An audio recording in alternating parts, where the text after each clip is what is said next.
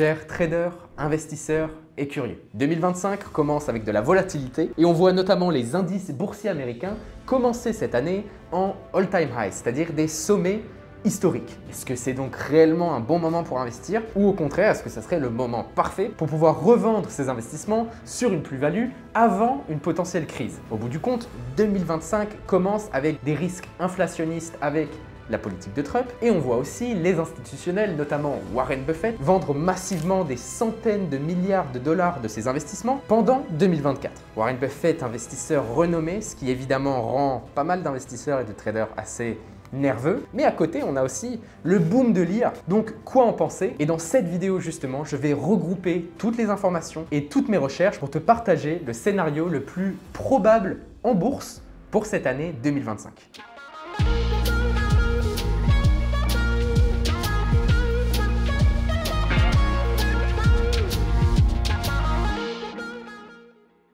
Alors, d'après toutes mes recherches et toutes mes analyses, mon premier constat, c'est que 2025 sera une année de volatilité accrue. Quand je dis accrue, c'est qu'il y aura plus de volatilité en 2025 que, on va dire, les 3 dernières années. Évidemment, 2025 commence avec Donald Trump qui prend le pouvoir aux États-Unis et qui commence directement à son premier jour avec plus de 200 ordres exécutifs signé par le président. Pour te donner un ordre d'idée, Joe Biden, pendant son mandat de 4 ans, lui, a signé seulement 162 ordres exécutifs qui a donc pour but de réformer et de changer le futur. Donald Trump en a signé 200 le jour 1.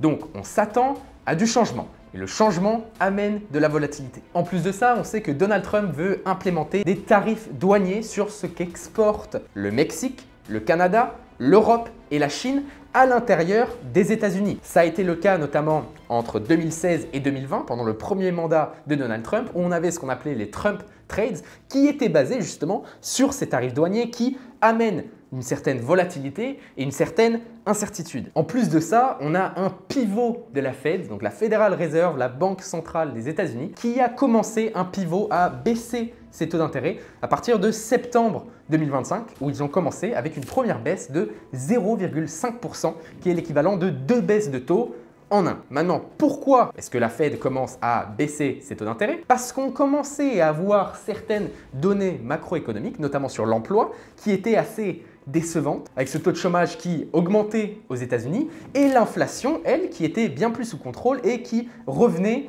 vers le target, l'objectif de 2% de la Fed. Donc cela permettait à la Fed de pouvoir baisser ses taux et on s'attendait à voir la Fed continuer à baisser ses taux environ 5 fois en 2025. Cependant, la Fed est peut-être allée un peu vite. Le 18 décembre 2024, la Fed a à nouveau baissé ses taux de 0,25 cette fois-ci. Cependant, ils ont signalé, de par leurs projections économiques, qu'il y aurait moins de baisse de taux d'intérêt pour 2025. On le voit ici, la Fed baisse ses taux d'intérêt d'un quart de point et indique que moins de réductions arrivent dans le futur pour 2025. On le voit ici, la Fed nous indique qu'elle baissera probablement les taux seulement 2 fois en 2025. Et ça, cette information, ils nous l'ont donné dans leur Summary of Economic Projections qui est sorti en même temps que le FOMC ce 18 décembre 2024. Donc justement, le pricing des taux de la Fed qu'on peut voir juste ici, on voit que les probabilités de voir un cut de taux arrivent seulement en juin, d'accord? En juin, et on termine l'année plus ou moins entre un seul cut de taux et à la limite 2 cuts de taux. Mais comme je te dis, en 2024, enfin du moins fin 2024, avant cette réunion de décembre, on s'attendait à avoir une banque centrale qui baisse ses taux de manière bien plus agressive, de manière bien plus dovish. Donc maintenant, ce qu'on est en train de voir, c'est un repricing et les investisseurs qui se disent « Ah, attends, on va changer notre plan ». Et d'ailleurs, pour moi, c'est exactement ce qui a causé cette fin d'année 2024 négative sur les marchés. Là, tu peux voir l'évolution du Dow Jones pour l'année 2024. On voit que ça a été une année qui a été positive.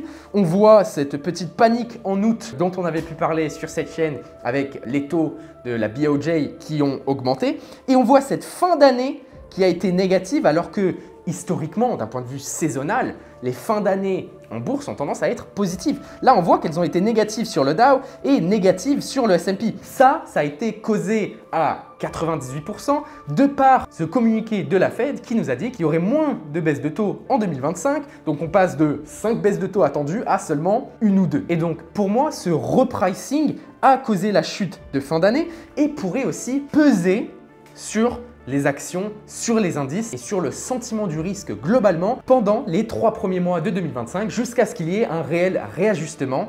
Et par la suite, les choses seront plus roses. Maintenant, en début de vidéo, on a mentionné Warren Buffett, investisseur légendaire dans qui beaucoup de personnes voient une certaine boule de cristal. Et qu'est-ce qu'il s'est passé avec Warren Buffett en 2024 ? Eh bien, Warren Buffett a vendu 133 milliards de dollars d'actions en 2024, notamment une grosse partie de ses positions sur Apple. Et c'est d'ailleurs pour ça, si tu vas voir le stock Apple souffre un petit peu depuis ses ventes massives de Warren Buffett. On sait aussi que Warren Buffett est aujourd'hui assis sur une pile de cash de 325 milliards de dollars qui n'est pas investi. Donc si Warren Buffett, un des plus grands investisseurs de tous les temps, vend des actions massivement en 2024, est-ce que ce ne serait pas peut-être judicieux à nous, investisseurs et traders retail, de suivre ce qu'il fait et donc aussi de vendre à ces prix extrêmement hauts, parce que si Warren Buffett vend, c'est probablement qu'il s'attend potentiellement à une année 2025 négative, ça serait logique. Notamment si on va regarder justement cette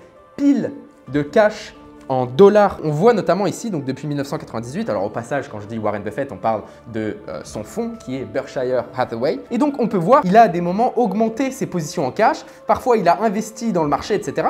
Mais là, on peut réellement voir que depuis 2022 et surtout pendant 2024, il a accentuer ses positions en cash pour pouvoir potentiellement rentrer à de meilleurs prix. Et là, ça paraît vraiment flagrant et même préoccupant. Mais ici, on le regarde en termes de dollars. Cependant, ce qui est bien plus intéressant à faire, c'est le regarder en termes de pourcentage de son portefeuille. Parce qu'à cette époque-là, il avait aussi moins d'argent qu'aujourd'hui. D'accord, il y a eu beaucoup d'argent qui a été imprimé depuis, etc. Donc maintenant, si on regarde les positions en cash et équivalent de cash en pourcentage du portfolio total de Berkshire Hathaway, là déjà, on peut voir qu'il a déjà eu des augmentations très rapides, comme on peut le voir, et c'est moins surprenant, on va dire, que si on regarde juste en dollars. Maintenant, ceci dit, même en pourcentage, on voit bien que Warren Buffett est en train d'augmenter le pourcentage de son portfolio en cash en dépassant les 25%. Cependant, quelque chose que monsieur Warren Buffett et Berkshire Hathaway ne peut pas faire, qui nous, en tant qu'investisseurs, traders, retail, on peut faire, c'est qu'il ne peut pas liquider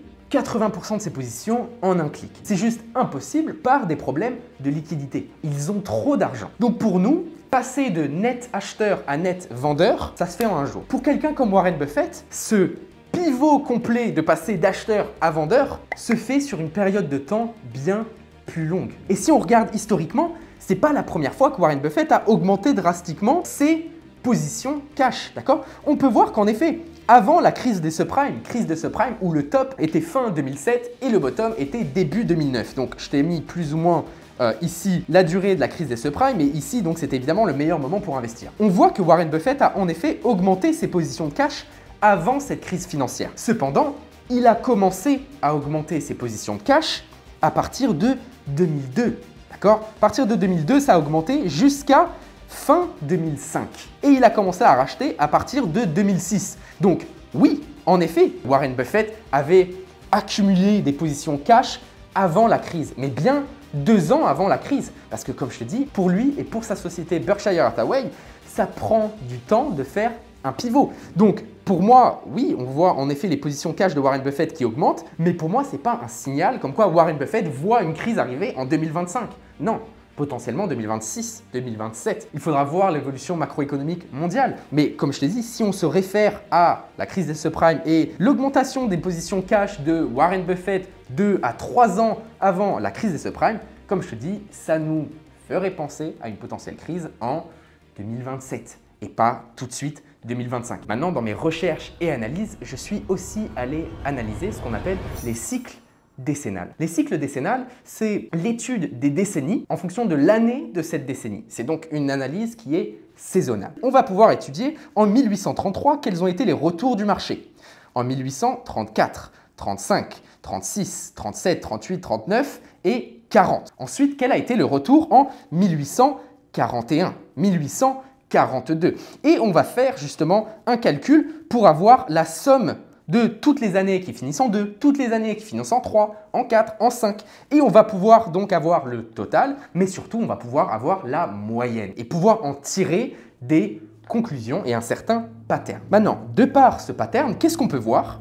on peut voir que la meilleure année de par ce cycle décennal est l'année numéro 5. Donc toute année qui se finit par 5, comme 2025. En effet, on peut voir que sur 18 données, on a 15 années qui ont été positives, qui sont terminées en 5, et seulement 3 négatives, qui ont été l'année de 2005, l'année de 1875 et l'année de 1865, avec un retour moyen sur près de 200 ans de 21,47% pour les années qui se terminent en 5. On a 83% des années qui terminent positives avec seulement 17% négatives. A l'inverse, historiquement, en étudiant ce cycle décennal, la pire année pour les marchés boursiers, c'est la 7e année. On peut voir que la 7e année, historiquement, on a énormément d'années qui terminent négatives. Et pour cause, 50% des années qui se terminent par 7 sont négatives en bourse, avec un rendement annuel moyen à moins 4,09%. Si on le regarde de cette manière, encore une fois, on peut voir la répartition entre les années perdantes et les années gagnantes, avec l'année numéro 5 qui est bien plus rentable, avec bien moins d'années négatives. J'ai aussi étudié le même pattern et cette fois-ci sur le S&P 500 sur les 100 dernières années. Et donc de la même chose, on peut voir que 1935 avec 40% de profit, on le voit juste ici. On a 1945 avec 30%, 1955, 22, 9, 28, 27, 35, 5 et on a seulement 2015 avec moins 0,69%. C'est-à-dire que sur 9 de ces années cycliques, on a seulement une perte avec une perte moyenne de 0,69% et 8 gains avec un profit moyen, lui, de 24,5%. Donc historiquement, en 2025, on devrait être pas trop mal. Maintenant, une autre chose à noter, c'est que cette année de 2025 n'est pas n'importe laquelle non plus parce que Donald Trump vient de prendre office aux États-Unis, ce qui est donc ce qu'on appelle un post-election year. Donc c'est une année qui suit une élection américaine. Donc ce que j'ai fait, c'est que je suis aussi allé étudier justement ces post-election years, donc les années qui suivent les élections présidentielles, et ça depuis les derniers 50 ans, depuis 1977. Et là, qu'est-ce qu'on peut voir? On peut voir que 1977, où on avait donc des élections américaines en 1976, 1977 a terminé négativement. 81 négativement. Et on a aussi 2001 qui a fini négativement. Mais sinon, sur un total de 12 années post-elections, on en a 9 qui sont positives et seulement 3 qui sont négatives, avec une moyenne des années négatives à moins 10,99%, donc moins 11%, et une moyenne des années positives avec un total de plus 21,5%. Alors que beaucoup de gourous de la finance te prédisaient une crise imminente en 2025 parce qu'on a terminé 2024 avec une baisse des taux, similairement à la situation en 2008, similairement à la situation avant la crise de 2000. Je t'invite d'ailleurs à aller checker cette vidéo pour voir toutes les statistiques autour des baisses des taux de la Fed historiquement. Eh bien personnellement, je ne m'attends pas du tout à une année négative, je ne m'attends pas du tout à une crise financière pour 2025 et je suis bullish, je suis acheteur sur les indices boursiers américains et de manière générale mondiaux parce qu'il y a une grosse corrélation. Maintenant, dans cette vidéo, on n'a pas trop parlé des politiques de Trump directement et donc des meilleures opportunités à l'intérieur du marché boursier. Donc je t'invite à aller checker cette vidéo où je te parle justement des politiques de Trump et comment celles-ci pourraient aller impacter le marché et les potentielles opportunités qu'on pourrait trouver.